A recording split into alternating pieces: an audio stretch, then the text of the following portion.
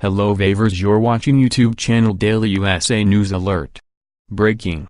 Op-ed, AOC has taken over the left its already Speaker Ocasio-Cortez.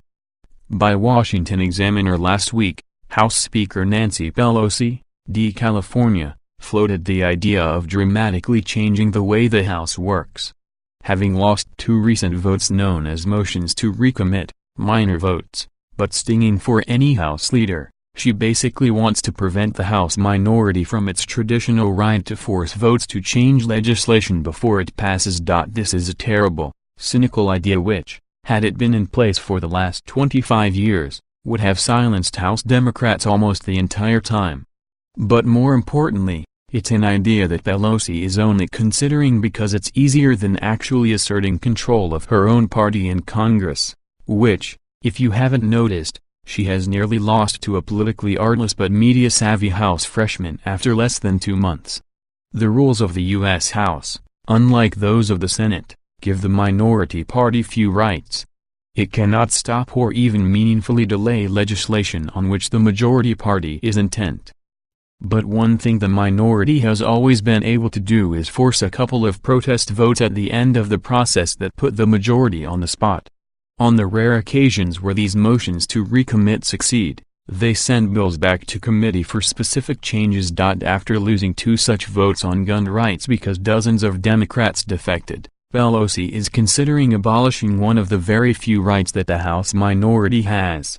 That she would even consider this is rather surprising, given her historical respect for the speakership and the House as an institution. But it is less surprising given the weakened position in which she now finds herself.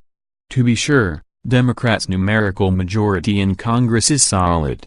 Yet from Southern California to Maine, from Iowa to Texas, and from downstate Virginia to upstate New York, the party's 2018 House takeover depended on wins in competitive, Republican-leaning districts in rural and suburban areas all over the country. A whole class of vulnerable freshman Democrats entered Congress this year with the understanding that they needed to project a moderate image back home and maintain voter support.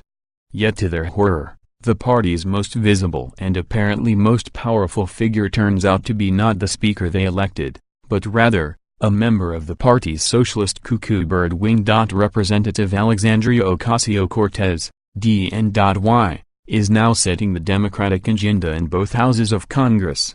You don't believe us? Witness how, with the aid of a friendly media that seems to enjoy her ignorant tongue lashings as much as it bristles at President Trump's, Ocasio-Cortez lured 6 Democratic senators running for president into a trap that could well cost the party their White House. They committed to her insane, embarrassingly half-baked Green New Deal proposal and will soon be forced to vote for a resolution supporting it. In the House, things are just as bad. On Wednesday, Ocasio-Cortez was giving orders to House Democrats behind closed doors on how they are to vote, lest they face a primary challenge next year backed by her wealthy chief of staff and his super PAC. This should all convey some idea of why Ocasio-Cortez has become Republicans' favorite Democrat to talk about. She's wreaking havoc on her party's cohesion and destroying its palatability for voters. Cynical Republicans would like to make sure her voice is heard. But in fact, her radical politics is going to harm the country and has already proven ruinous for the people living in her own district. For potentially vulnerable Democrats, the unfolding radicalization of the Congressional Democratic Party is scaring the hell out of voters back home. They feel forced to prove that they're independent and put their constituents' interests ahead of their parties on key issues like gun rights. That's why they feel even more compelled to vote against their party on motions to recommit.